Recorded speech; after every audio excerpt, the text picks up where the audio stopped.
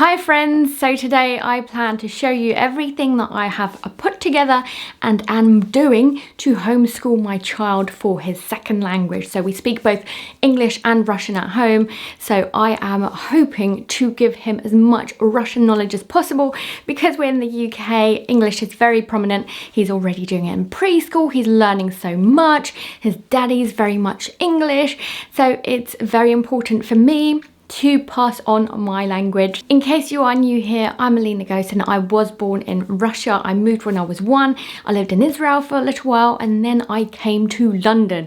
So I have been here a very long time, hence the very much British accent as well. But what I've been doing since my son was born, who's 3.5 years old, is speak to him in Russian. I'm very much passionate about giving him my language and my culture, or as much as I remember and know myself. And the reason I do know myself is because I was brought up in a Russian family, so I had no choice but to speak it. Basically, if you want to know like the types of ways that you can raise your child bilingual, then check out my very old video, but it's very much useful. So I'll add a link down below for you guys. So I'm going to go straight into it. Let's talk about homeschooling a second language at home. So a bit of a caveat in the sense that he is actually going into a Russian school once a week for a few hours. So for me, that was super important. I wanted him to socialize with Russian people. There's Russian kids there, there's Russian teachers, there's Russian parents obviously around, so he can hear the language there. So basically giving him more practice. But I feel like that's not enough. So I've decided to take, I think it's Wednesday mornings where he doesn't have preschool. So it's basically, he's got half day at preschool, so I've decided to do as much as I can, whether it's Russian homework with him or whether it's activities that I can put together that are fun for the language specifically. So what I'm going to do with you guys today is actually show you what I've put together for my plans, like what I plan to do. So hopefully it helps you guys in case you are interested in teaching your child another language. And the other thing I wanted to do with you guys is sort out my books. So I've got like a books like a rack sling over here. So I wanted to basically sort that out. I've got lots of English stuff, I've got lots of Russian stuff, but I've not looked at it for absolute ages. So what I wanted to do is basically to get rid of anything that's a little bit too young for him now and see whether I can like donate it or do something with it. A lot of the books that we've got already and like the activity things are from my sister. I've got 2 nieces, so basically I'm learning from my sister and how she's taught them as well. So I'm quite lucky that way, but it also gives me the chance to see what I feel like is missing, so then I can go online and have a look whether I can find anything else to basically fulfill my whole collection for that homeschooling my second language like I want. So cool. Let's get into it and I'll show you what I've got. So these are the things I've actually collected and I'm going to take you through one by one to explain what I want to do with them. So let's start from left to right. So let's start off with that. So I'm going to show you. I'm going to keep you guys on the tripod. So I have this book that I actually got from my niece from Russia. So that's quite funny, the fact that like I like that there's loads of like silly doodles in there already, but it's quite cute. It's like, it basically reminds me of Russia already, so I thought it was quite a good idea to be able to basically use something that is literally from Russia. This was purchased in Russia by my cousin who has given it to us. So basically I've just got a collection of some pens and crayons and things because most of our collection is downstairs.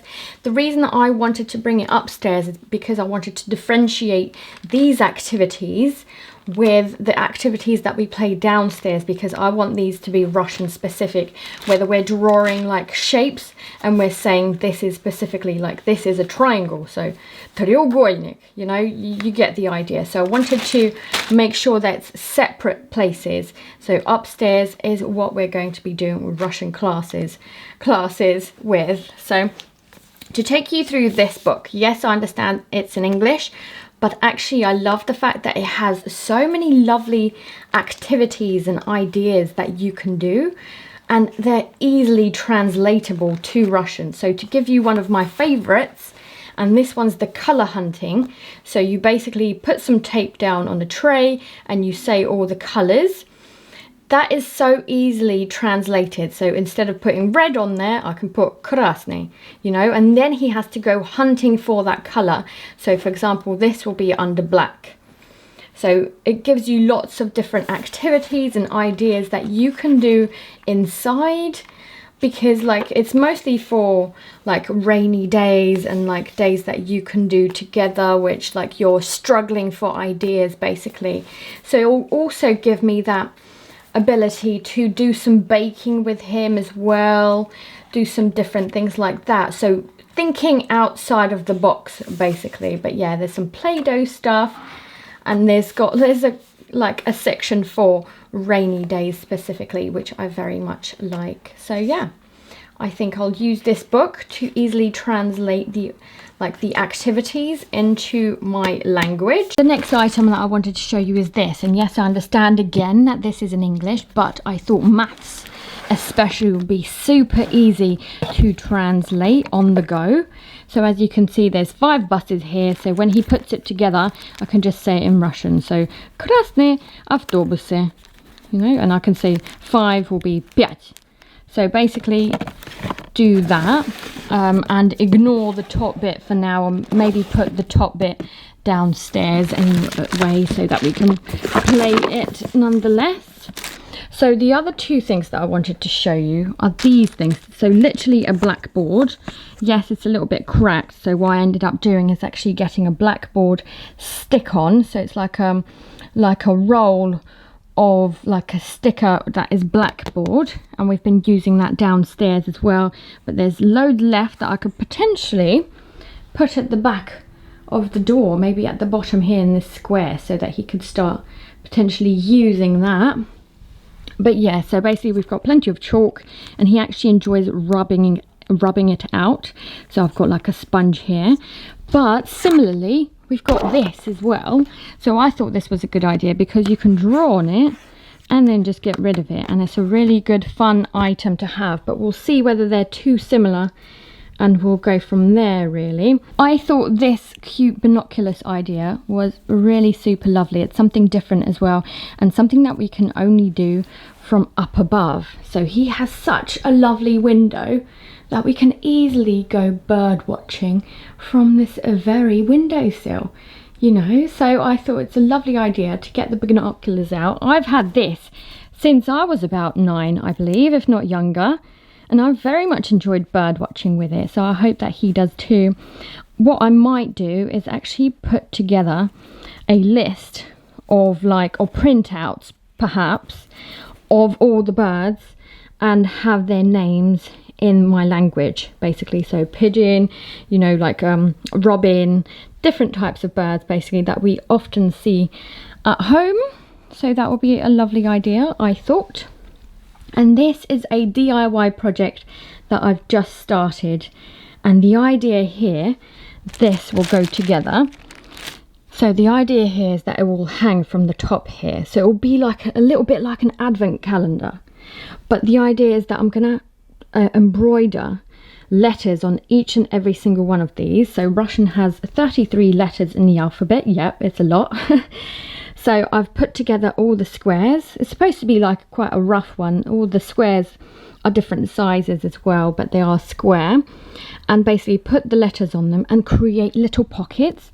So basically you can put that in there. So the idea is that these letters will go in the correct letters, like letter pockets, so that then we can create words with it. We can take it out and basically create not sentences, but let's say little words with it first, and then grow. So if it was in English, for example, will be A, B, C, D, E, F, G, H, I, J, etc. And then all of these will be in English as well. So imagine that, and then we can create cat. We'll take C, we'll take A, and we'll take a T, you know, and then create a word like that. So similarly, I hope to do that with Russian, and I want to hang this up somewhere, and I've not actually made up my mind yet, but I'm thinking perhaps here, unless it's a little bit too big, or perhaps somewhere over here, maybe on the right hand side. Maybe no, it can't be at the top there because we want to use it, don't we? That is the plan. So next step basically is to sort this thing out. I'll talk you through these activity books and other activities that I've got there from my sister. Hopefully it'll give you some more ideas that you can use at home too.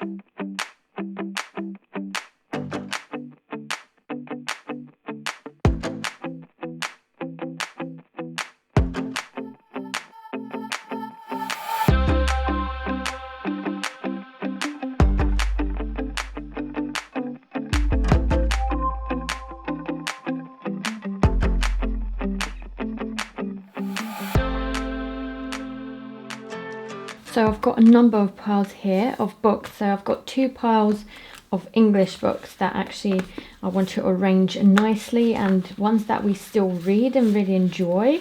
I think a couple of which we've not read yet. I've got some from charity shops and from I think my sister again, so just want to make sure that we read them before we decide what to do with them. Over there I've got a couple of books that are like Halloween specific, so I've put these aside to make sure that we read them before Halloween. So that'll be fun. And then I've got a pile here that's actually like for really younger kids, so I thought I'd see whether I can get rid of those and see what happens there. The pile underneath the camera, which I've just moved so that I can show you guys, is a number of like sticker books that I think I'm going to put downstairs. Colouring book as well, so like activity stuff I'm going to take downstairs. I've also found miscellaneous items, so either throwing away or like putting them in the rightful places.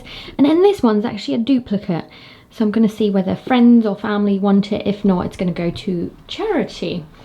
And then the pile that we all wanted is over here. So in this pile we've got the Russian activity books and Russian stories. So what I'm going to do is actually separate the two. I'll put the stories perhaps in the bottom one so that he can pull them out whenever he wants to read them, or for me to read them to him.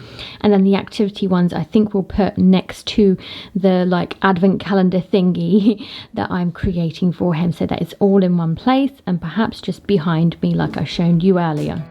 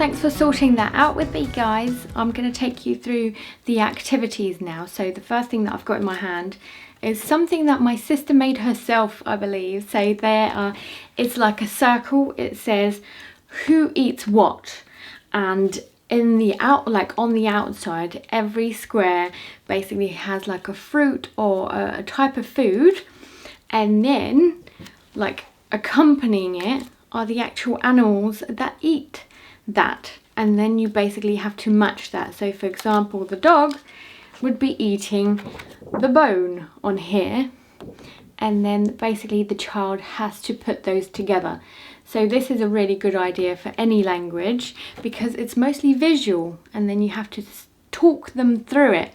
Basically a bone would be like the word, and then the dog, etc. So basically it's a really good idea to teach them fruits, vegetables and animals too. So altogether a really nice different activity. It's not about reading, it's basically about actually them having to participate in that activity, which should be a lot of fun and a learning experience as well. Because I've got most of these secondhand, I actually realised that a lot of them are like not the best quality, or there's something missing. For example, I've no idea what's supposed to actually go here because I've never seen it, but on the inside it's a very good idea where they can actually follow the letter, and they learn how to write that letter, which is really good. My son is 3.5, so he's only learning how to basically draw properly and like follow lines and everything. But why not start early, right? Does it have an age on this? It doesn't even have an age on it. 0+. So I could literally start teaching him now all those 33 letters in the Russian alphabet. So that's a really good activity for that. I actually think I've got another couple of books here somewhere that do a similar sort of thing where he has to draw it out. Okay, so I found a book with letters, but it's mostly drawing out other things like boxes and fruit and flowers. So takes me nicely to this one, I guess. So this one is like just drawing through the lines. It's like different activities for different letters that you can see on the left hand side. And then I'm guessing so basically they match up whatever the letter is beginning with, or the word is beginning with, they match that up with the letter. Oh, and that is exactly where I saw a similar sort of thing. Whereas this first one that I showed you, I think you can actually rub the stuff off. This one you can't, but sometimes actually it's quite nice, but they have to follow the lines. And if they do it right, they have to do it right and just move on to the next letter. They don't have to do it again. And it's good that there's shapes as well. I actually found that he's really enjoying shapes at the moment. So perhaps it's that sort of age, 3 to 4 years old, where they actually like to do shapes and different drawings and things. And then at the back of this book, there's like more visual stuff, and actually activities that are probably for older kids as well. So basically it's matching up stuff. Right, so I've flipped through and I see more animals, more shapes and more activities to do. So this one's quite a hefty book. So I do recommend that if you only want a few books to get something really big that you can actually follow. So this says 3 to 4 years old. So that would be a really good one for him now. So this one is one that you cut and then you fold together to create another picture. So this is something that I used on an airplane to keep him occupied from a very young age. I think it was like 2, maybe 1.5 even. So that's something to keep in mind, that actually these activities don't have to be for home, but they're really good activities to go out, especially when you're traveling. So I definitely can't wait to do more of these because they're all quite different. I've never really heard of them before either. I don't hear a lot of people talking about them. So I definitely do feel like it's quite like origami kind of like activities, but they're a lot of fun and really easy actually. So not as hard as origami after all. This activity book I actually found is more around descriptions and encouraging the child to speak the language. So that's something to keep in mind when you're doing activities. It's not only about writing, it's not only about drawing or understanding like different words around fruit, animals and shapes, but it's also about trying to describe the item as well. So I like the fact that it's quite visual, and you can do this easily like via printouts as well. Why don't you just print out different objects and then you encourage them to like explain what they are, and then obviously you do it first so that they know what to expect, or like what you expect from them, and then they can actually use that as guidance. And then once you've done that a lot, I assume they start describing things for you more and more. We absolutely love this book and have already enjoyed it. So this is a book with like pop-ups, or like things that you have to move in order to basically see what's underneath, what it's changed. But I love the fact that it's full of Russian words, so like inside, because for me it's also a little bit difficult with the Russian language. I don't know too much. I know a good base, I'd say, which I can pass on to him, but sometimes I forget words, so I have to ask Alexa. I also sometimes have to ask my mum or like my parents, like, what are these words? And basically when it's written down for you, for example, if I open it up, it explains something and I'm like, oh, that's the word I need to say.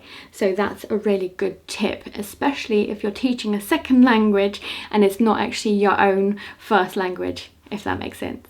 This one's more arts and crafts, so if your child likes painting and drawing, sometimes we're in the mood to paint and draw, this one will be good for the run up to Christmas. I can't wait for that. But basically it's a really good, like, just artistic, and getting them to actually be arts and craftsy using the language, because although it doesn't have any words in here, it just encourages them to see the object, and then you can translate for them to make sure that they know what that object is. I personally always loved these when I was a child. It's basically following the shapes and then drawing that particular item without having to try too hard. So it's really fun just to follow that. So this book's got lots of different objects and things to follow, so you can create different stories. But also I've noticed it's got the letters too, so that'll be super handy. I'm looking forward to using that one. So here's a sticker book in Russian specifically, but it's talking about like Japanese stickers for some reason. So I thought, well, if it's not been used, might as well make the most of it. So I'm going to read it through, but I'm guessing it's going to work like any sticker book, but basically because I'll be describing it in Russian, that will work out well as one of the activities. This cool book is basically full of activities, and I like the fact that it gives you ideas with like matchsticks, for example, and like creating different shapes and learning the shapes that way. It basically gives me lots of different ideas about what I can do, but like in Russian, so that'll be quite cool. It does say it's from 1 year old, so actually my son could probably whiz through this. Maybe I will start with this one, so that's something to keep in mind. What do you actually want to start with and then build it up with? So my plan for the classes, or like the activities that we're going to do, I'm going to start with short ones so that he gets used to the routine. I believe it's going to be a little bit difficult for him to do something without, like at home, that he might not want to do. So I'll see how he feels about that. So basically start off with half an hour and then build it up. We've got at least 3-4 hours at home that we can use up, so we'll see how we get on. Before I forget quickly, I also found the toy to one of the like most Russian famous like cartoons and stuff. This one sings as well, so my son absolutely loves that. So that's a tip as well.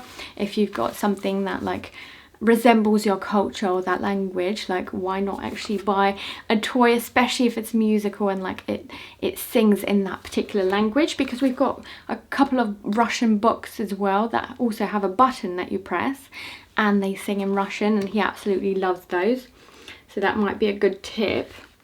I also like the fact, so how old is this, 3 to 4? This book, for example, it's a little bit more complicated in terms of shapes, but it uses things that they should know, so like big trucks and trains, basically creating shapes out of different objects, which is fun. Activities for drawing fruit, lots of explanations for me, I'm guessing, which I'll need to read through. It's quite cool, this one as well, because it tells you to actually like cut the pages so that you can potentially do like, I don't know, 4 or 5 activities at one time, so that's quite a good one. I like that it takes you through the activities, So perhaps have a think about like a curriculum, but I'm taking it a little bit more casually because I know that he's going to Russian school as well, who should give him a good base too. I'm basically doing the homeschooling as a supportive act, so I'm hoping it's going to be good nonetheless. The more practice, the better. So this book is called To Learn How to Think, and I like the fact the activities, basically of things that they have to draw, have something in mind. So this girl has a plate and you have to draw some food on it, so it's interesting to see what they can come up with, and it's basically using their creativity, their imagination, but also getting them to explain it in that language, which I can't wait to do. Another sticker book, and if you're a boy mum, you'll know how good it is, especially when there's cars, boats and aeroplanes involved, and this one has exactly those. So this one, I like the fact that you actually have to basically understand in Russian, or that particular language, basically what the activity is. So basically it says like, let's draw a flower bouquet, but it also tells them how to do it, so step by step, which is quite cool as well. So they have to copy and then learn, and then basically the activity is basically immersing themselves in like both drawing, imagination, understanding, listening as well, and actually the language too. Only a couple to go, guys, but basically more sticker books, more things to like cut up and put together and match up. A matching activity book is really fun, and basically you're like, okay, where does this one go? Like I told you at the beginning, you can create one yourself if you wanted to. I very much like this book. We've done this one before as well, and that's like putting the colours together. So the green will have to go with the green, but as you can see, it was a mix and match. But basically the yellow with the yellow. And then recently we've been enjoying like following through the lines to go to like a particular destination, especially when it's a maze. He's been really enjoying that too, so that's a fun one.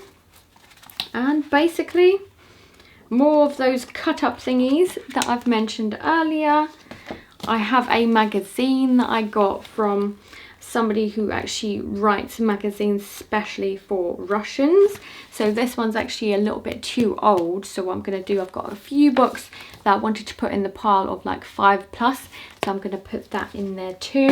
But that's got like word searches, you know, that kind of stuff, so like dot to dot potentially. So it's a good idea to like think about the age that you're going for and actually looking for activities that age range will very much like. So the last but not least, and that's basically literally an alphabetical little story. So basically whatever the letter, that's what it begins with, and then there's like a whole like paragraph to read them, and it's quick because you can do one a day, which will be really good to practice that language. You can ask them back, what did you understand from it? What did I say? What, like, describe to me what you just heard. So it just starts a conversation and gets them involved in that language, which is exactly what we want. So guys, thank you for joining me today with this. I think I've done a great job. I'm going to put away the stuff that I want to, basically, whether it's too young, too old, basically figure out what I'm giving to charity, to friends, and put the sticker books downstairs. Make sure to subscribe to the channel because I will no doubt show you guys what it's like in progress. So how we actually do the classes, how it works, what doesn't work for us, so that I can share the experience with you guys to make your life a lot more easier. Thanks so much for watching, and I'll catch you guys next time. Bye!